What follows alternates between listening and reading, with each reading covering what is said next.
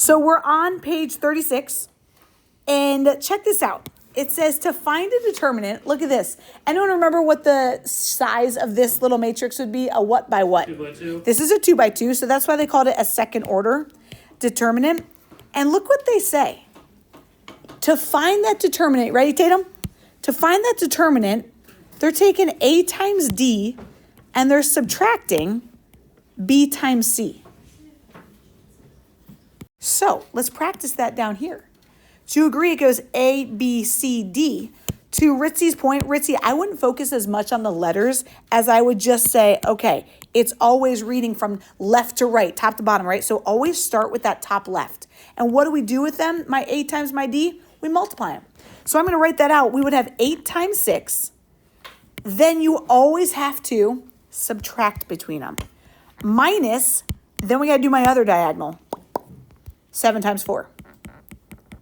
So we'd have 48 minus 28. Final answer. That's what ACT is going to ask you. They're going to give you this question, literally this question, and they're going to say, what's the determinant? And you're like, okay, that times that minus that times that. Can we type it in my calculator? Yes. Will I teach it to you? Yes. Is it faster to do it this way? Absolutely. It's going to take you a good probably 70 seconds to type in your calculator, whereas the practice that we're going to get here, you'll be fast at it.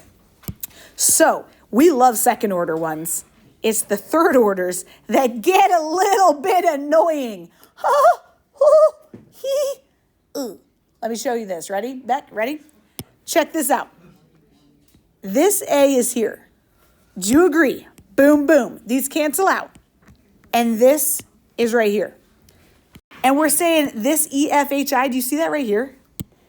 What's left goes right there. Let me show you another. Whoops, get out of here, buddy. Yes, it's saying A times those. Great question, Beck. Then, this is very annoying, this little minus sign. But then look, B, when I get rid of B's row and column, do you agree I have a D, G, and an FI left? That's where that's coming from. Whew. Lastly, when I have pull the C out and I get rid of that row and column, do you agree I have D, E, G, H left? We can do this. It is just very tedious, but I got you.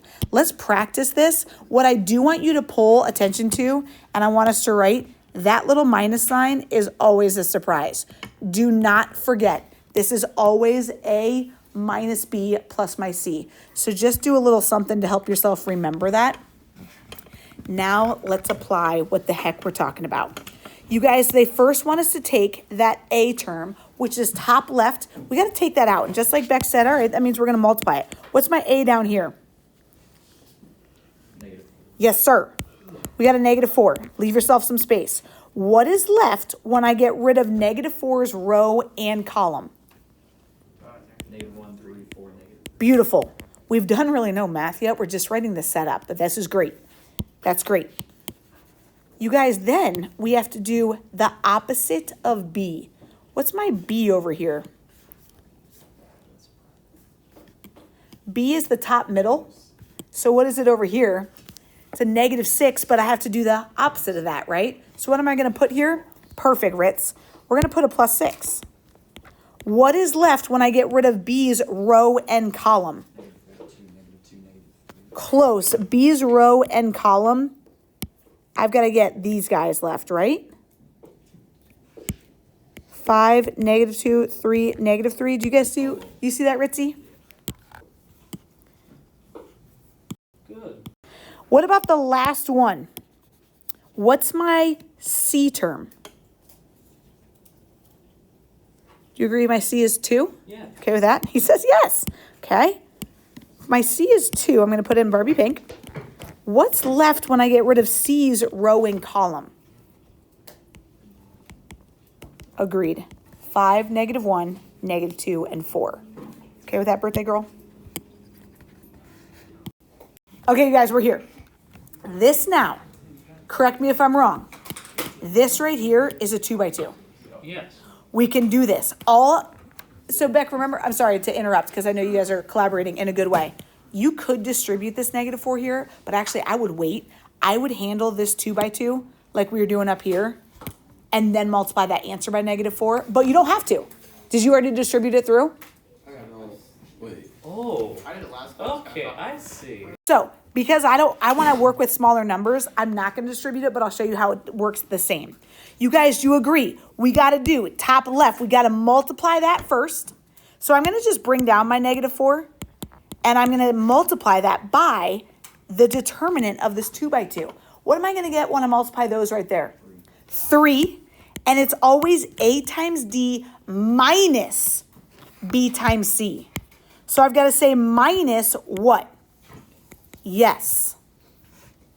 I'm going to bring down my +6. I need to multiply that by A times D minus B times C. We got this. What's A times D? -15 minus -6. So I'm just going to write +6. VC, we going okay? Great. I wish I could ask Mateo the same question, but I can't. I didn't stop recording that one, you guys. I'm going to bring down that +2. What do I get here? 20. 20 minus exactly. He said, oh, wait. Wouldn't it be minus a positive, though? Yeah. So wouldn't it just be 20 minus 2? Yeah. Okay. Guys, this Wait, is wouldn't it be tedious. positive, though? I agree, a -2 times a -1 is a 2. But when I take a second order derivative, it's always A times D minus B times C. Yes, good catch, buddy. Good catch. So now, again, since I don't have my calculator out, I'm just going to simplify. What's 3 minus 12? -9. And 6 times -9 again. And 2 times 18. So we got -4 times -9. 36. Minus 9 times 6. 54. And 36 again. Me personally, I do better with 36 plus 36. I know that is 72 minus 54. 72 minus 54 is well, 18. I got it wrong.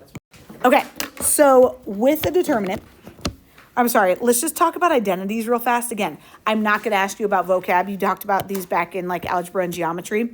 But let's just fill in the blanks. 5 times what number would get me 5? 1. Love it.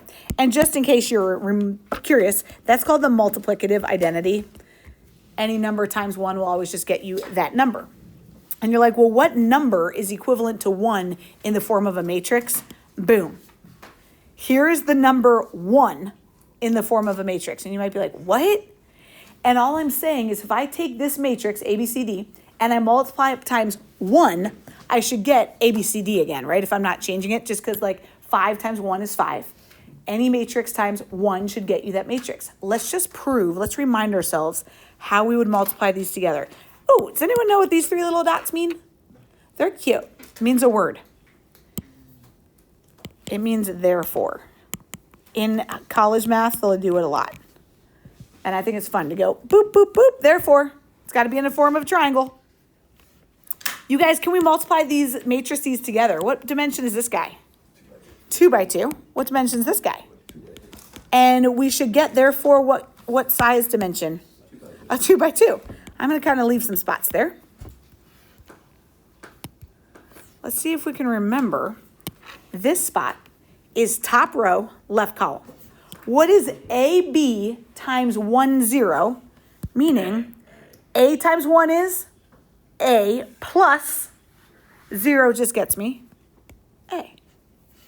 What about this, which is top row, right column? Top row, right column, what's that going to get me?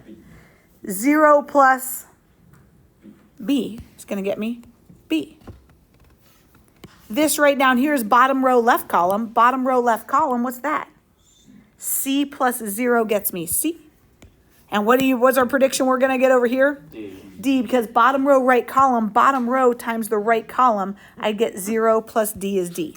So that's just to verify to you guys that this equates to the number 1.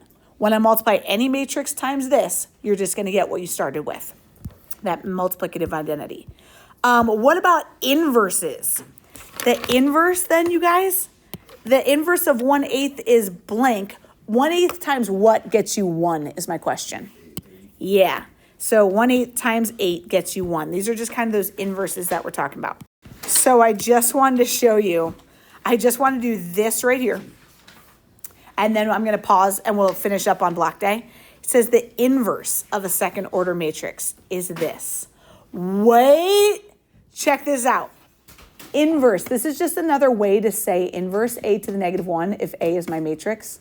It's just like if my function was f of x, its inverse is like that. Something to the negative first, that's its inverse. Okay, check this out. What is this even saying? DET is that determinant. DET is the determinant, and the determinant is what we just did, which is a times d minus b times c. Diagonal minus diagonal. That's what my determinant is. What? Then look what it wants us to do. What do they do with our a and our d? They flipped them. They changed their location. What did they do with my b and my c? Inverse. Yeah, they negated them, didn't they? So I just want us to practice right here. What the heck? Let's go find the inverse, which is starts with 1 over the determinant. What I want us to start with, let's just go find the determinant. The determinant of this guy, boom minus boom. What's my determinant going to be? 8 minus negative 12, so it would be 8 plus 12. Okay, my determinant's 20. You guys good with that? Okay, so if we say, all right, my inverse, so I'm going to say my inverse is going to be 1 over 20, because look what they say. Put 1 over your determinant, and then move and flip and negate things. So I'm going to do this, boom, boom. If this started as a 2, negative 3, 4, 4. Personally, if I were you, I would always move my A and my D first. Switch their spots. What's going to go here and here now? 4 and 2. This is how I always do it. 4, then 2. And then my B and my C, I just changed their signs. This will turn into a 3 and a beautiful. Now, Mr. Bob, you might be saying, what do I do with that 1/20th now? Am I allowed to distribute it in now? I am, because check out the shape of this. This is a matrix with the brackets. The one before was in this shape with just the bars, which we couldn't distribute into. Okay? So now to find that inverse, the last thing I'm going to ask you guys to do today is distribute your 1/20th in.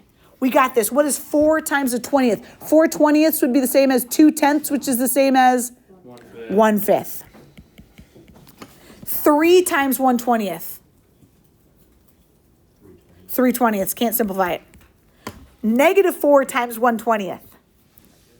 Negative 1/5. 2 times the 20th is the same as 1/10. You guys, we found our inverse. And you're like, dude, what do I even do with the inverse? I'm going to pick up with that on block day of what the whole point of that is. But I just wanted us to be okay with that step. We'll practice that on block day.